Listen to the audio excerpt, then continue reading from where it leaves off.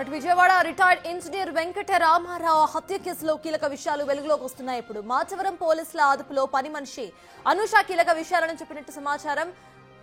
ముందు వెంకట రామారావు తనను బలవంతం చేయబోతే హత్య చేసినట్టుగా అనూష చెప్పుకొచ్చింది. పోలీసులు గట్టిగా అడిగితే డబ్బు కోసమే రిటైర్డ్ ఇంజనీర్ను హత్య చేసినట్లుగా అనూష ఒప్పుకున్నట్లు సమాచారం.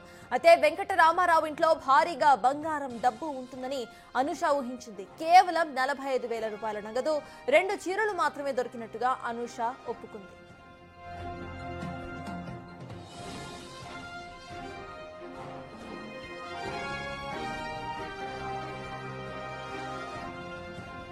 విజయవాడ రిటైర్డ్ ఇంజనీర్ వెంకట రామారావు హత్య కేసులో కీలక విషయాలు వెలుగులోకి వస్తున్నాయి. ఇప్పుడు మాచవరం పోలీసుల అదుపులో ఉన్న పని మనిషి అనూష కొన్ని కీలక డీటెయిల్స్ ను చెప్పినట్టుగా సమాచారం.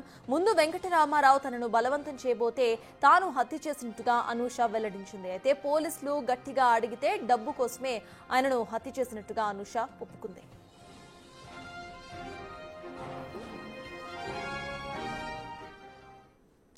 ఇదే అంశానికి సంబంధించిన పూర్తి డీటెయిల్స్ మా ప్రతినిధి సాహిత్య అందిస్తారు. సాహిత్య చెప్పండి, కేవలం డబ్బుల కోసం మాత్రమే ఇటు వెంకటరామారావును హత్య చేసినట్టుగా పని మనిషి ఒప్పుకున్నట్టు తెలుస్తోంది. అసలు అప్డేట్స్ ఏంటి, పోలీసులు ఏమంటున్నారు? రిటైర్డ్ ఇంజనీర్ వెంకట రామారావు హత్య కేసులో కీలక మలుపు చోటు చేసుకుందని చెప్పొచ్చు. శ్రీకాళహస్తిలో పని మనిషి అనూషాని పోలీసులు అదుపులోకి తీసుకున్నారు.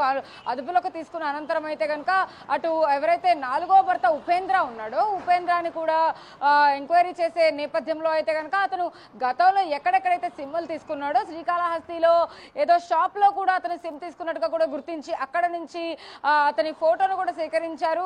ఏదైతే సీసీటీవీ ఫుటేజ్ ఆధారంగా అయితే కనుక అతన్ని కూడా అదుపులోకి తీసుకున్నట్టుగా కూడా మనకు అర్థమవుతుంది. శ్రీకాళహస్తి ఎస్ఐ శంకర్ ఆధ్వర్యంలో అయితే కనుక ఇక్కడ పోలీసులు వాళ్లతో కమ్యూనికేట్ అయ్యి అక్కడ వాళ్ళిద్దరిని అదుపులోకి తీసుకున్నట్టుగా మనకు అర్థమవుతోంది. ఇవాళ పొద్దున 11 గంటల సమయానికి మాచవరం పోలీస్ స్టేషన్ కి పని మనిషి అనూషాని అటు ఉపేంద్రాన్ని కూడా తీసుకొచ్చినట్టుగా మనకు సమాచారం అంతా ఉంది.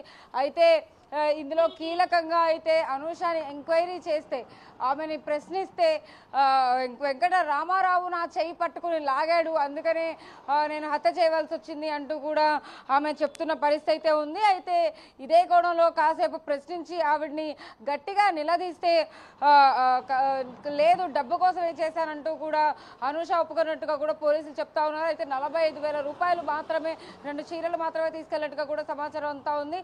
అయితే వెనక డోరు నుంచి కూడా ఇతను ఉపేంద్ర రావడము, ఇద్దరు అతని మీద కూర్చొని గొంతు నిలిపి చంపేయడం అయితే కనుక చోటు చేసుకున్న పరిస్థితి అయితే ఉంది. అయితే మొత్తం మీద ఇవాళ అనూషాని అయితే కనుక రేపు రిమాండ్కి తరలించే అవకాశం అయితే కనబడుతుందని చెప్పొచ్చు. రైట్, థ్యాంక్ యూ సాహిత్య.